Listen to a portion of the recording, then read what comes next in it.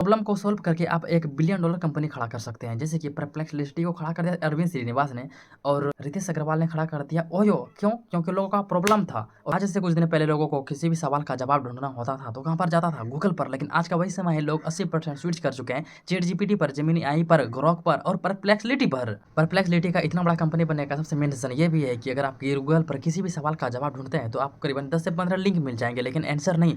लेकिन परप्लेक्सिटी ने उसी कमजोरी का फायदा उठाया। परप्लेक्सिटी ने कर दिया क्या?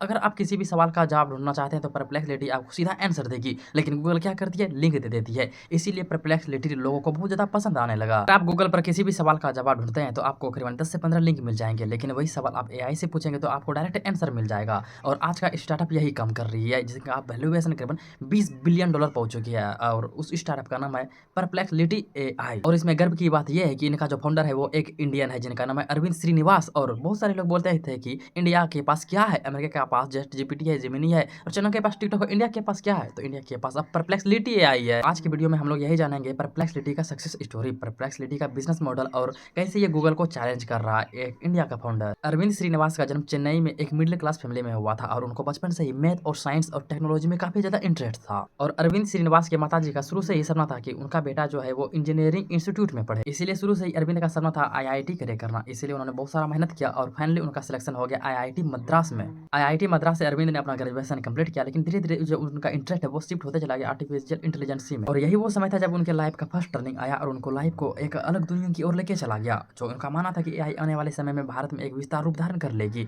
इसलिए उन्होंने एआई के बारे में सीखने का प्रण लिया। आईआईटी करने के बाद उन्होंने डिसीजन लिया कि एआई के बारे में उसे रिसर्च करनी है, इसलिए वो अमेरिका चले गए और वहाँ पे एडमिशन लेता है यूनिवर्सिटी ऑफ कैलिफोर्निया में। ये यूनिवर्सिटी दुनिया के टॉप यूनिवर्सिटी में से एक है और यहीं से अरविंद श्रीनिवास ने अपना पीएचडी कंप्लीट किया कंप्यूटर साइंस में। पीएचडी करते समय ही अरविंद को काफी सारी बड़ी बड़ी कंपनियों से काम करने का मौका मिलने लगा था, जैसे कि गूगल हो गया, डीप माइंड हो गया और ओपन एआई में। इन सारी कंपनियों में काम करते समय उसे एआई के बारे में काफी ज्यादा जानकारी भी हो गया था और उन्होंने टेक्नोलॉजी को काफी ज्यादा करीब से देख लिया था। और वहाँ पर उनको एक प्रॉब्लम दिखाई देता है, जो देखता है कि काफी ज्यादा लिंक आ जाते हैं लेकिन आंसर सटीक नहीं दे पाता है और उनका कॉम्पिटिटर पहले आ गया था, जैसे कि ओपन एआई और जेमिनी। अरविंद श्रीनिवास प्रॉब्लम से ही अपना आइडिया को ढूंढ के निकालता है। उन्होंने देखता है कि गूगल पे जितने भी लोग सर्च करते हैं उनको डायरेक्ट आंसर नहीं मिलता है, या फिर 10-15 लिंक मिल जाते हैं और मिलता भी तो है तो उनके अंदर इंटर करते हैं उनको ऐड आ जाते हैं, ब्लॉग आ जाते हैं और उसके अंदर से खुद पढ़ के निकालना पड़ता है। तो उसमें टाइम भी ज़्यादा लग जाता है और बहुत सारे लोगों को समझ में नहीं आता है। तो उन्होंने सोचा है कि एआई इतना ज़्यादा टेक्नोलॉजी कर ही लिया है तो क्यों ना एक ऐसा स्टार्टअप बनाया जाए जहाँ पर लोगों को डायरेक्ट आंसर मिले, ना कि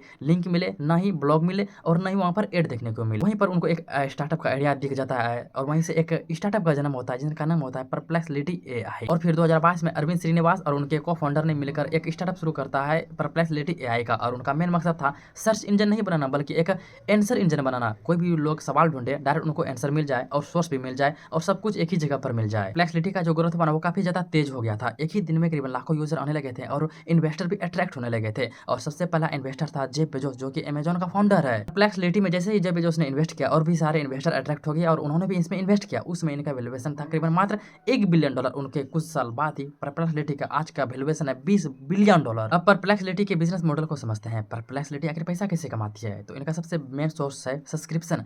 सब्सक्रिप्शन इसका है $20 पर मंथ और जो इनका सब्सक्रिप्शन खरीदता है उनको बेस्ट रिसर्च टूल मिलता है, एडवांस में इनका एआई टूल भी मिल जाता है और इसमें जो इमेज जनरेट करता है उनका भी आपको एडवांस प्रो लेवल का मिल जाता है फीचर।